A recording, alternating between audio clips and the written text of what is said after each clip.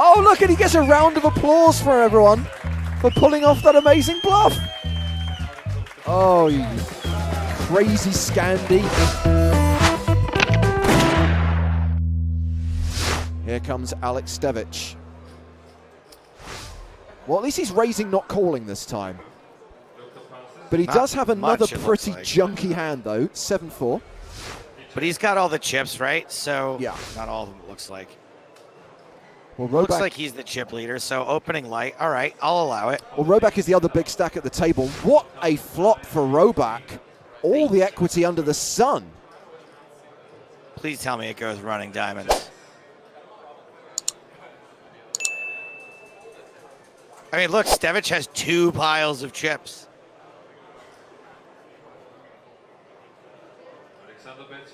Stevic continuing for 14K.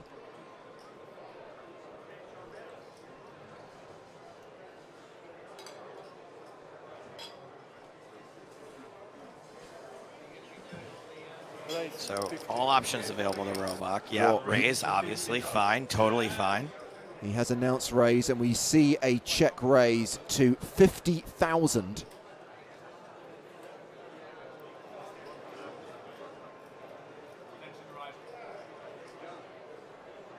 Alex better give him a couple of good looks to let him know he won't be pushed around. What's he doing? Why does he have chips?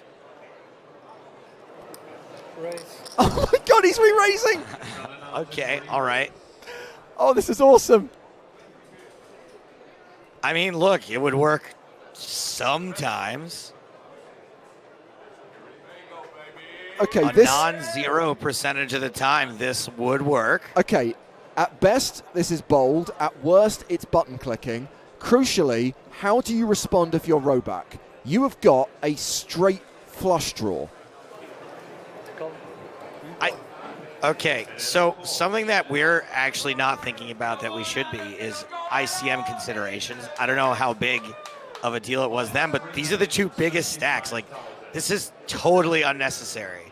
Well, the re-raise from Stevic was to 160,000. I thought Robak may shove there. He just calls. The turn pairs the board, king of clubs.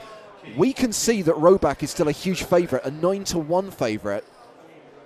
I absolutely hate calling there. Personally, I just can't ever call there because you can't. Now what do you do? Like, this is one of the worst cards possible. Well, he checks, and Stevic is loading up for another bluff. Bear in mind, his re-raise on the flop was to 160K. This is a bet of 60K. This is pretty small in relation to the pot. Change. Remember how you said part of it was bold, part and of a fold. Button clicking? I'm going to call it bold button clicking. Oh, look, and he gets a round of applause for everyone for pulling off that amazing bluff. Yeah, I'd be pretty tilted too. I know 8-9. He has 8-9. He did not have 8-9. Oh, you crazy Scandi. That's what people said back in 2004.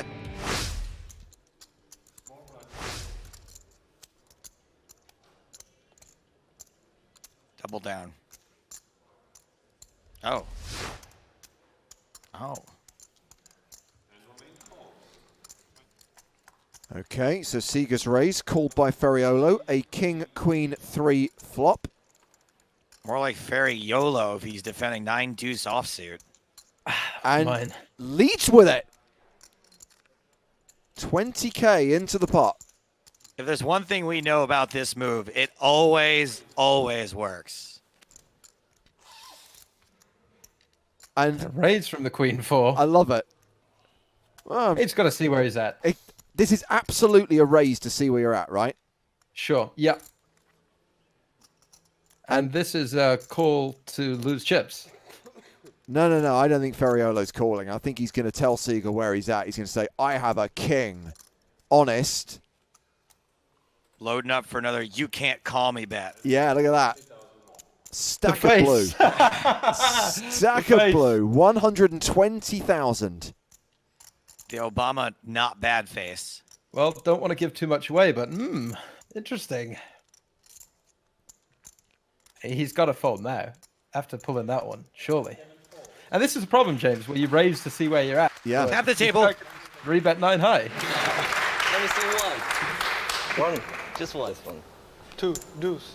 Deuce. Wow. Main shows a deuce. No. 9. You again. Give him a round of applause. Well, top pair for both players here and pretty reasonable, good kickers. As good as it gets for Bondo and not far away for Campbell. It's like a bet and a raise on the flop from the ace-king.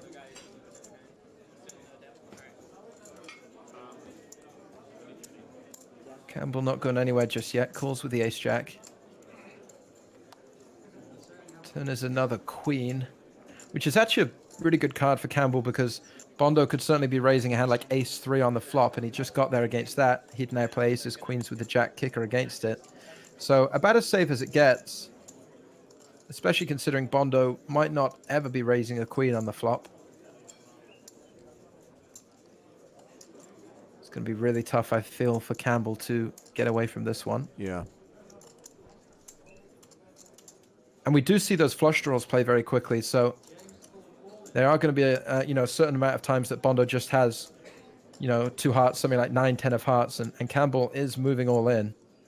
And now Bondo kind of doesn't like it.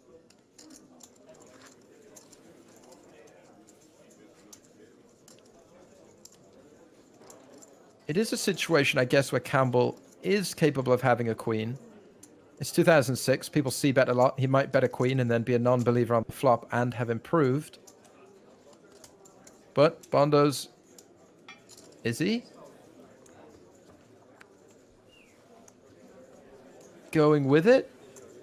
No, he folds ace-king. He folds the best hand. Campbell jamming ace-jack, presumably to protect against the hearts or because he thought he had the best hand, and he didn't, but the best hand folds, which is it's pretty out there. Let's have a look what Devilfish from Mars is going to do. Devilfish from Mars is going to raise it a little bit, maybe. Let me think about it. He's going to think about it, Joe, but he's considering raising. I am the official Devilfish translator.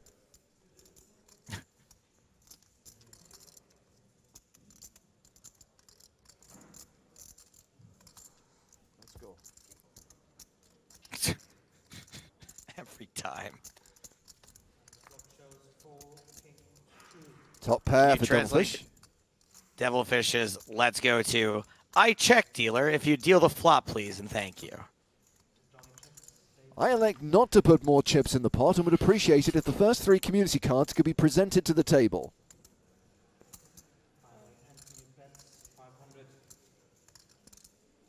Yeah, so Lellouche is betting. Oh, some great John Person lookalikes coming through on chat. The guy from Blades of Glory. Frankenfurter's creation, Rocky Horror. Oh, what about Stretch Armstrong? Yes. If you pull each of his arms, they wrap them fully all the way around this table.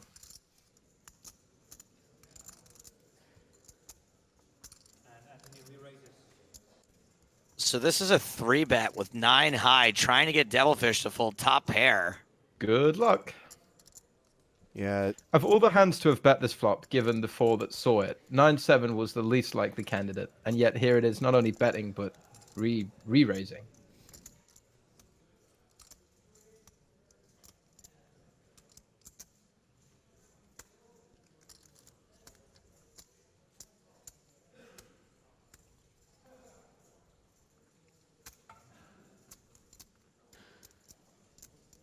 So Antony Lellouche bet 500, Devilfish check raised to 1,300, and the re-raise from Lellouche was to 3,525. I mean, I guess you can't, like, if everyone's limping every hand, everyone's kind of uncapped, right? Yeah, I mean, it wouldn't be unreasonable to expect Lellouche to have hands like King 4 suited and King Deuce suited, pocket 4s, pocket 2s. Dare I say maybe even 4 Deuce suited, right? Like you say, Joe, everyone just kind of flop happy. And Devilfish does fold the best hand. Lellouche's bluff gets through. 20k, 40k of the blinds. King, queen. Looks like a hand that could generate some action. Not sure yet how much. It's typically however much these guys can move out in one motion. Yeah, that's the sizing choice. It's on weight. It's a raise to 110 according to Thomas Kremser. Can't raise to 70,000 if the blinds are well, the blind with 40-80, right? 2040, I Okay, think. 2040. Well, he definitely can't raise to 70,000. Yeah. I'll let him do it. They have the small chips. It should be like a pick and mix at this point. Just put him on a scale. 3 pounds of blues. Christer Johansson pairs his deuce.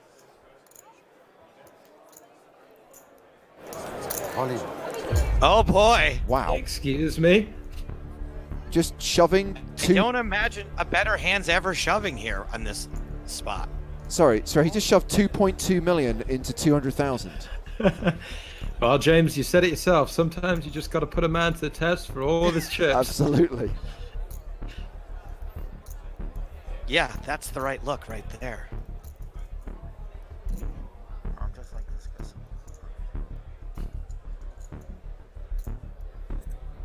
I mean, Johansson rightfully baffled. as baffled as everyone else is by this play. I mean, he's got nearly 80% equity here. If he makes a call, it'll be a huge call. And he does, and it's the right call. So Johansson at risk, but way ahead. I mean, obviously it wasn't for the full 2 million, but it was still 1.1 million effective into a 200,000 chip pot. It's like a 5x overshove. And Johansson set for a double up, just has to fade a king or a queen on the river. It's a queen! And it's over. Christer Johansson, the runner-up for 228,000 euros. Jan Bubli, the EPT Season 2 Barcelona champion, taking down this event in September 2005 for 426,000 euros. It's all skill.